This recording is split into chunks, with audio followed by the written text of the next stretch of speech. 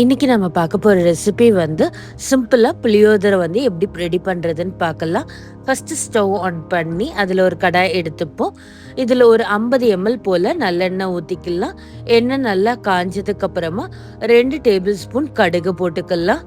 கடுகு நல்லா பொரிஞ்சதுக்கு அப்புறமா ஒரு 1/4 கப் போல கடலைப்பருப்பு போட்டு அதை நல்லா வறுத்துப்போம்.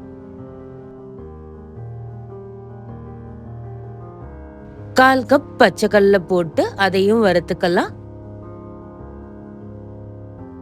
இதோட ஒரு 10 வரமிளகாயை வந்து 2 கிள்ளி அதையும் ஆட் பண்ணிக்கலாம். ஒரு கைப்பிடி கருவேப்பிலை போட்டுப்போம். இப்போ இது எல்லாத்தையும் நல்லா வறுத்துக்கலாம்.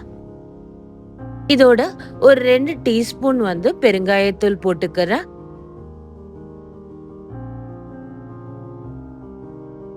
ஒரு டீஸ்பூன் மஞ்சத்தூள் போட்டுக்கலாம். இது போல எல்லாத்தையும் நல்லா வறுத்துக்கலாம். அடுத்தது ஒரு எலுமிச்சங்காய் சைஸ்ல புளி எடுத்து அதை நல்லா கரைச்சி எடுத்துப்போம். அதை வந்து இப்போ நம்ம ரெடி பண்ணி இருக்கிறதுல ஊத்திட்டு இதை நல்லா மிக்ஸ் பண்ணி விட்டுக்கலாம். இதுக்கு தேவையான அளவு உப்பு ஆட் பண்ணிக்கலாம். கொஞ்சமா வெல்லம் ஆட் பண்ணிப்போம். இப்போ இது எல்லாத்தையும் மிக்ஸ் பண்ணிட்டு நல்லா கொதி வர வரைக்கும் வெயிட் பண்ணலாம்.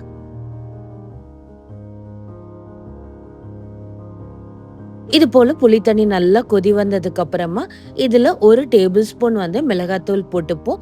ஒரு டீஸ்பூன் போல வெந்தய பொடி போட்டுக்கலாம்.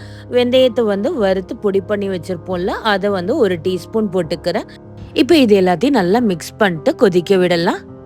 இது வந்து நல்லா ஒரு பேஸ்ட் பதத்துக்கு வரணும், அது வரைக்கும் கொதிக்க விடுங்க. இது போல எண்ணெய் வந்து பிரிஞ்சு வர ஆரம்பிக்குது பாருங்க. இந்த ஸ்டேஜில் நம்ம ஸ்டவ் ஆஃப் பண்ணிட்டு நம்ம குக் பண்ணி வச்சிருக்க ரைஸை வந்து இதில் போட்டு இது எல்லாத்தையும் நல்லா மிக்ஸ் பண்ணி எடுத்துக்கலாம்.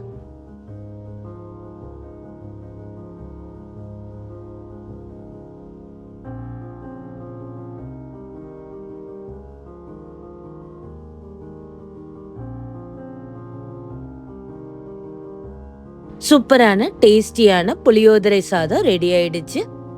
கண்டிப்பா இதை ட்ரை பண்ணி பார்த்துட்டு எப்படி இருக்குன்னு கீழே கமெண்ட் செக்ஷன்ல கமெண்ட் பண்ணுங்க.